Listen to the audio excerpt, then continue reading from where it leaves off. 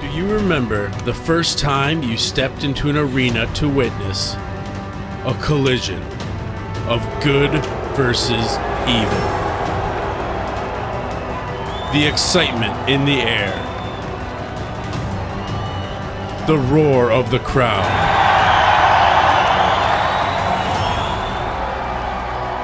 and of course, the blood. It's time to relive those memories big time. A historical wrestling lesson taught by your professors, the legendary Terry Sullivan and Supermouth Dave Drayson. RoX-TV and International Big Time Wrestling present Big Time Memories. Hello everyone, I'm Terry Sullivan, this is Dave Drayson, and we are back with Big Time Memories. Got an exciting show today and an exciting lineup coming up for the folks. Oh God, we have so many wonderful, new features that we're going to be doing, telling old stories, featuring guys from the old big time wrestling era. And this is one of the superstars that was in for a long time around the Detroit area. Right, a guy very heavily associated with big time wrestling, definitely. Yeah, and his name is Ben Justice. Yeah. Yeah, and his real name is Jerry May, and people know him as Ben Justice. But he also, when he first started, he wrestled as Jerry Mayberg and Jerry Mayberry. He was trained by Whipper Billy Watson, really? Of all people. I thought he was a Burt Ruby student. He was started with Burt Ruby, but he was trained by Whipper Billy Watson. Wow. And he made his debut on February 7th, 1964, for Burt Ruby's Motor City Wrestling. Oh, Channel 7, right? Yep. And on Channel 7, his very first match, he went to a draw with Gino Brito. Oh, no kidding. From Montreal. Yeah. Gino was another Burt Ruby associate. Gino's father was one of Burt Ruby's partners in the whole Detroit promotion. Right. Yeah. Yeah. And then once he started, he went all over the country. I mean, he didn't only work Detroit, but he worked like Buffalo. He worked down in Texas for a long time, Florida, Canada, I know Tennessee, but he really started, finding himself when he worked in L.A. and going to Japan in 1969. Yeah, he was quite an accomplished wrestler. I know his family was here in Detroit, so I think he was based here and spent a lot of his time wrestling here. Another thing that I always held up as being extremely important to him was St. Louis. Now, St. Louis, the wrestling in St. Louis, Sam Muchnick was the promoter and the president of the National Wrestling Alliance, this whole national group of wrestling territories then. But St. Louis was always what wrestlers used to call the prestige booking, is not only were the payoffs good for the guys, but also Sam Muchnick was very, very particular about the wrestlers that he brought in, which is why he didn't want to bring the Sheik in. Yeah. Not that the Sheik couldn't wrestle, but that was not Sam Muchnick's. He was more of a Ben Justice, let's get in there and go hold for hold. Because Sam Muchnick, he promoted wrestling. Right. Yeah. And I mean pure wrestling, not a lot of gimmicks, not a lot of, like you said, Sheiks and, the gimmicks type of wrestlers like that. I mean, he developed all the champions there. I mean, from Pat O'Connor, Lou Thez, Dory Funk Jr., Harley Race, Jack Briscoe, Terry Funk. I mean, those are the best of the best. Yeah. And that's, the kind of wrestlers that Sam Muchnick wanted in his territory. And he did phenomenal business there. Yeah. And, Jerry Mayberg at that time loved going there. Yeah. And when we first saw him, though, he wasn't Jerry. When we first saw him as Ben Justice, he sort of evolved from Jerry Mayberg into Ben Justice, because Ben Justice wore the white mask and the white trunks. Right. And as Jerry Mayberg, he was always an enhancement talent. Yeah. You know, you only saw him on TV. Sometimes you'd see him on a Kobo show, but he was always in a losing role. And then, you know, he just, you know, you didn't see him anymore. So in a way, fans, you know, I can't say that they didn't miss him, but, you know, without him being there, you know, out of sight, out of mind. Yeah, he was never a really important player on the card until he started wearing that mask. And then when he did come back wearing that mask, his physique had really changed. He had really built himself up, you know, nice physique, muscular, and looked really good in the ring. Yeah. And, you know, what was the nickname that they sort of gave him? Truth and... Well, truth, justice, and the American way, basically. Right. He was announced from Washington, D.C., and just the consummate all-American good guy. Right. Yeah. You know, and he was. I mean, from his first appearance at Kobo, fans took to him right away. Yeah. You know, and he had great wrestling skills. He had the good look. And, you know, he was just a fan favorite, you know, right off the bat. Yeah. And then he got his tag team partner. Oh, And this really sent both of them over the top. yeah, because when the Sheik's promotion brought in Rocky Johnson, you know, Rocky Johnson, same thing. Fans took to him when he first came, but then when they teamed him up with Ben Justice, you know, they both became superstars. Yeah. Sometimes the whole is greater than the sum of its parts. And this is one of those instances. Right, and the first time that they teamed at Kobo Arena would have been in November of 1968. Wow. And it wasn't too long after that that they became the tag team champions. You know, only 3 months later, on January 4th, 1969, when they took the tag titles from the Hells Angels. No kidding. Yeah. Wow, that was, and I got to tell you, when you talk about Ben Justice, Rocky Johnson, Dwayne Johnson's dad, as I'm sure most people are aware, against the Hells Angels, those were some of the most intense and memorable matches, some of the best matches, top to bottom, that I have ever seen. In fact, I still remember back in the day in TV, and whether it's Channel 9 from Windsor or in Bay City, Saginaw, or wherever, Toledo, wherever it was, you didn't often see main event stars go against each other on television. No, they made you pay for that in the arenas. The setup would be on television. But when one day they had, and this is available on YouTube, I believe. Yep. Yeah, so fans can look it up. Ben Justice and Rocky Johnson together against the Hells Angels. Just one of the most spectacular matches I had ever seen, because the fans really hadn't seen that kind of action before, that kind of up and down and flying and off the ropes. And it was just a tremendous, tremendous match. And it did big business in all the cities around the big-time wrestling territory. That's what people wanted to see. From what I remember of those matches, that match in particular was, you know, with the Hells Angels. They worked to perfection with that hot tag, you know, distracting the referee, you know, like Justice or Rocky Johnson almost making the tag, and they, you know, something happened and the referee's distracted and, you know, that they didn't tag, or they did tag and the referee, you know, didn't see it, and he's making the other guy get out, and he's getting all excited and he's trying to help his partner out. I mean, that was tag team wrestling to perfection with those four guys. You get the fans all riled up and all up in arms about whatever was going on. Yeah, but then, you know, the team sort of broke up because Rocky Johnson left the territory, started traveling the country more, trying to make a bigger name for himself throughout, you know, the wrestling world. And it left Ben Justice on his own, so he started doing singles matches. And then, you know, it became on July 8th, 1969. So it's only 6-7 months after him and Rocky Johnson became the tag team champions that he was on his own. And he had a match with Dr. Jerry Graham. Senior. In a hair versus mask match. Uh-oh. And that night, July 8th, 69, Ben Justice was unmasked, and we saw who it was. Oh. And it was Ben Justice. Yeah, But, most fans didn't recognize that it was the old Jerry Mayberg. Yeah. And he kept the name, Ben Justice, and, started working, singles matches. But his real forte was tag teaming. That's true. And they found another partner for him.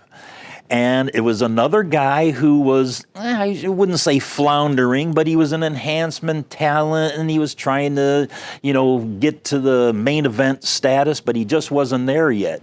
And they teamed him with Guy Mitchell, the Stomper. Stomper and Justice. It's interesting because the Stomper was doing main events in Toronto under a mask as the Assassin. The Assassin, yeah. But here in the Detroit area, not really all that hot. Yeah. And, they became tag team champions multiple times. Yeah. The greatest matches with Stomper and Justice would have been against the Kangaroos, right. Al Costello and Don Kent with, George Cannon as the, antagonistic manager in the corner. What matches those guys had. Yeah, sure did. And there was times at Cobo that, they would be mid-card, and the fans went nuts. But there was sometimes that, the Sheik would be in the main event, but then they'd have the Stomper and Justice and against the Kangaroos as the final match, and left the crowd just abuzz every time that they worked together. Because they were wrestlers, and they were good guys and bad guys and did all that goes along with that, but they gave them wrestling, and that's what the people, I think, a lot of them anyway, wanted to see. And that team lasted a good 3 years until, God forbid, it still rings in the minds of, fans, hardcore fans of big-time wrestling, the heel turn. Oh, my. Ben Justice turned heel. Now, you have, I thought he first turned heel against the Stomper, but you have, who he really first turned against. Yeah, the Stomper wasn't involved, which I found very strange. Later on, they worked up to that match, so maybe there was some method to the madness. But you would think that Justice versus the Stomper would be the way you would want to go with that, but they didn't do that.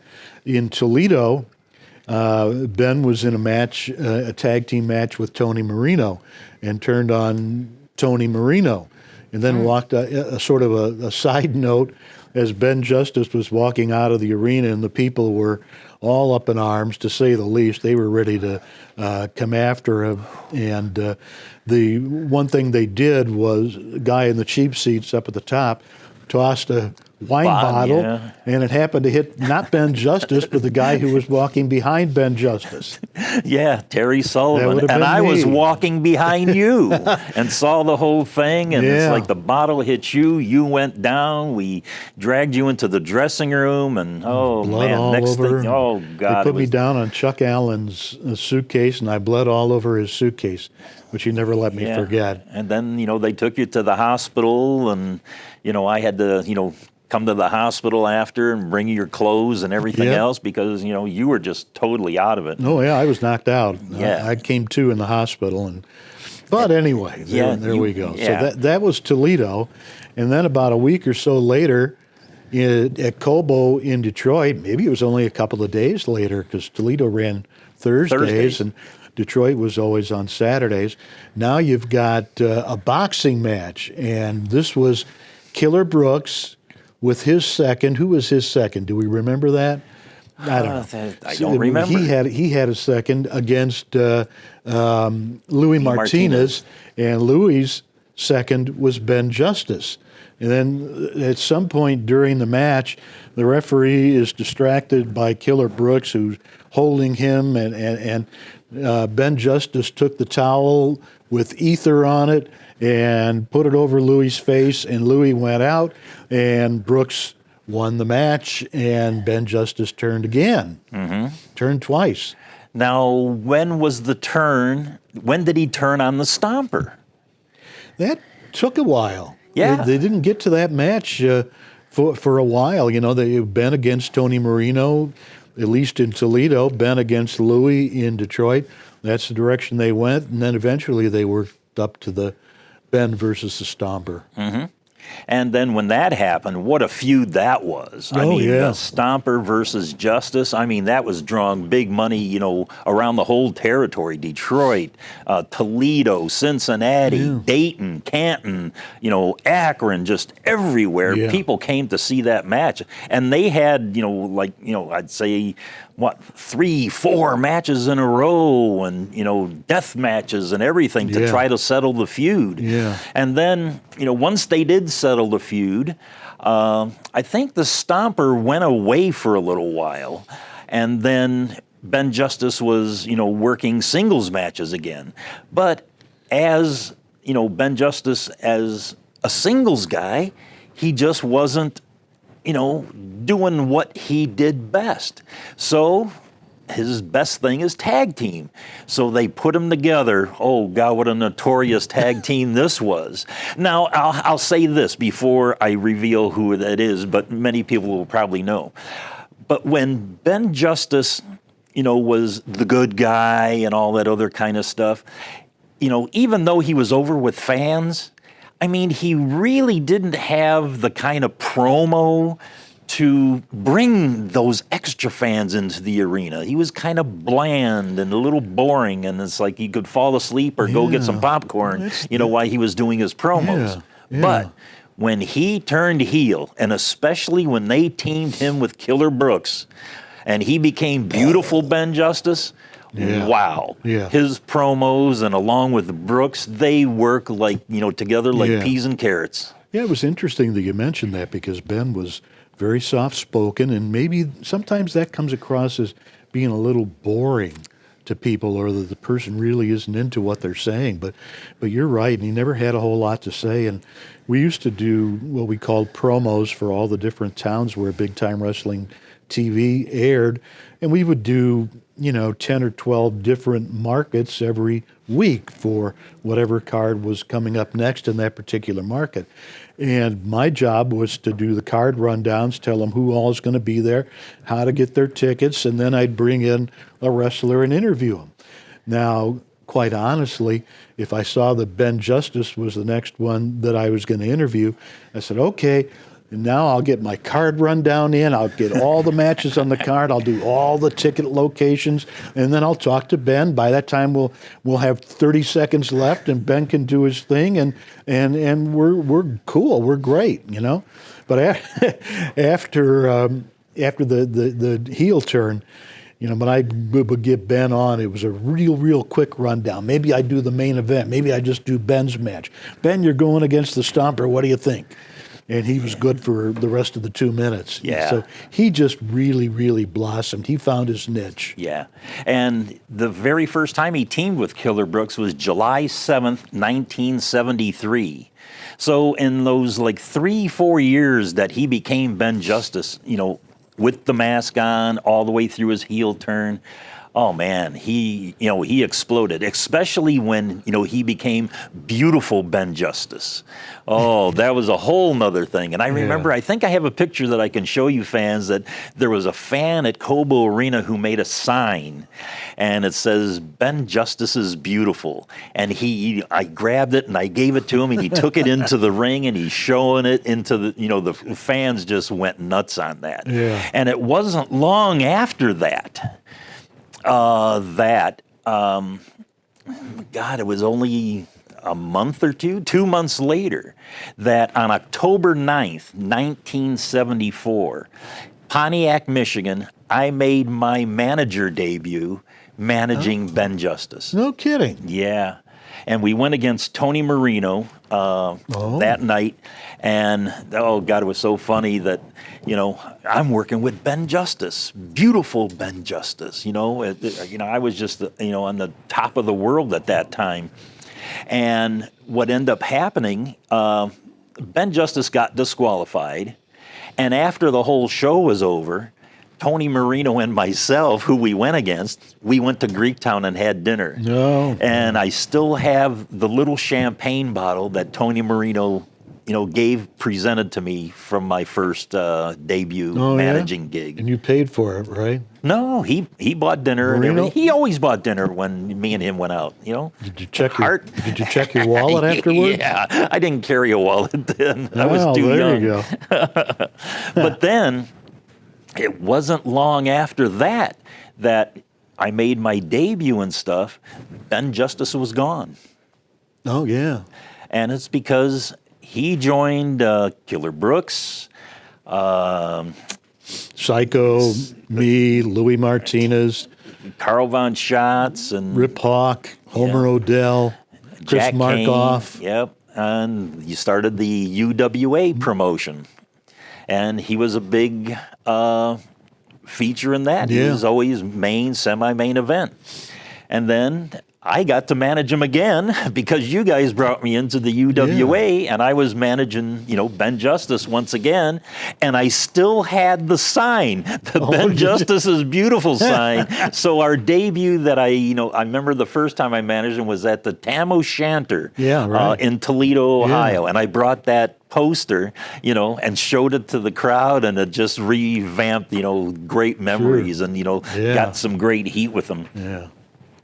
And then after our UWA promotion folded, I think we lasted, a year and a half, 2 years. Yeah. Ben reluctantly went back for 1 or 2 shows with the Sheik, for big time wrestling. And he sort of really got fed up with the business. He had enough. Yeah. And he, just went off into the sunset. Yeah. But he did a little touring, though. And I can remember he went to Amarillo. Okay. Spent several weeks in Amarillo, which is interesting because the opponent that he had a thing going with for several weeks was Bob Backlund, future WWF champion. Mm-hmm. Yeah. But he ended up coming back to Detroit because I think he lived in Dearborn, and he had a bar. He owned a bar, and it was either in Dearborn or Wayne, and I don't remember the name of the bar. But that was, his retirement thing, and he worked there, and entertaining, patrons, as Jerry May. That's what they knew him as. They didn't know him as Ben Justice at that time. He just disappeared. Nobody knew what he was doing. There were all these rumors. He was driving a propane truck or a gasoline tanker. He was a cab driver. Maybe, who knows, maybe all of the above. Yeah. I just couldn't get in contact with him at all, having tried, for the longest time, and just couldn't. And I got a call from his daughter one day that he had passed on October 23rd, 2018. And that's the last I know of what happened to Ben Justice. Wow. Yeah, I know that he died of prostate cancer. He was 81 years old. Just a very, very sad, but a lot of the guys I've noticed will get out of wrestling and they just want nothing more to do with it. Just close the chapter of that book, moving on, don't talk to me about it, no interviews, no autograph signings. That's it, I'm done. Yeah, and so am I. You? I have nothing else to say about Ben Justice. I think we, told the fans, everything that we know about him. And as customary, season 3, Terry, give us an outro on Ben Justice. Yeah, one of my favorite wrestlers, a guy that I really admired because of his ability in the ring, his ability at psychology in the ring, and his wrestling ability was just second to very, very few others. Ladies and gentlemen, from Washington, D.C., weighing 245 pounds, here he is, beautiful Ben Justice.